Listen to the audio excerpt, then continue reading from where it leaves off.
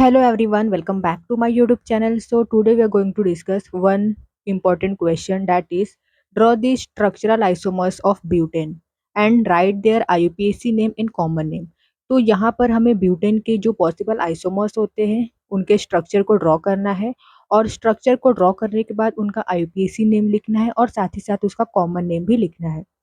तो butane butane के दो आइसोमर्स पॉसिबल होते हैं, तो चलिए ड्रॉ करते हैं। ब्यूट मतलब 4 कार्बन होते हैं। तो सबसे पहला आइसोमर्स ड्रॉ कर लेते हैं हम। ब्यूट मतलब 4 कार्बन हमने ड्रॉ किया।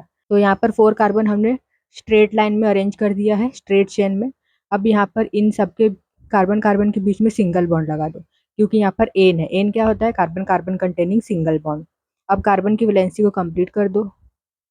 हर एक कार्बन के पास 4 बॉन्ड होने ही चाहिए और हाइड्रोजन को लगा दो। इस कार्बन के पास 2 ही बॉन्ड है, तो और 2 बॉन्ड बनाओगे तो 4 बॉन्ड हो गया। अब हाइड्रोजन को लगा दो।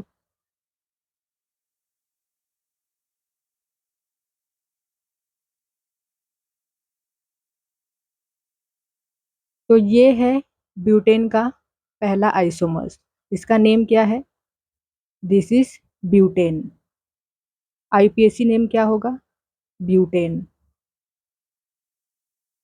आईयूपीएसी नेम है ब्यूटेन। और कॉमन नेम क्या होगा? कॉमन नेम, तो यहाँ पर कार्बन स्ट्रेट लाइन में अरेंज है, तो इसे हम बोलेंगे एन ब्यूटेन। कॉमन नेम क्या हो जाएगा? N butane, that is normal butane. Then दूसरा पॉसिबल आइसोमर क्या होगा ब्यूटेन का? तो चलिए ड्रॉ करते हैं second possible isomers of butane. तो स्ट्रेट चेन में हम 3 कार्बन रखेंगे, 1 2 3।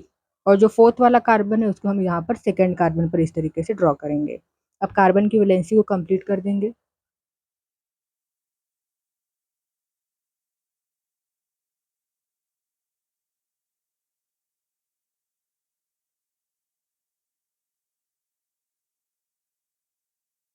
तो this is the second isomers of butane.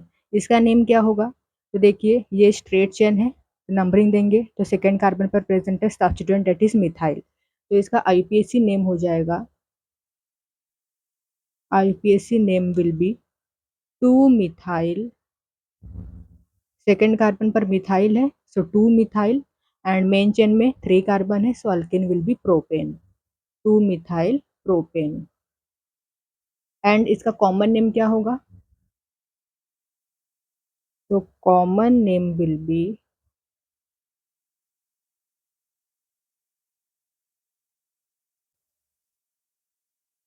Isobutane.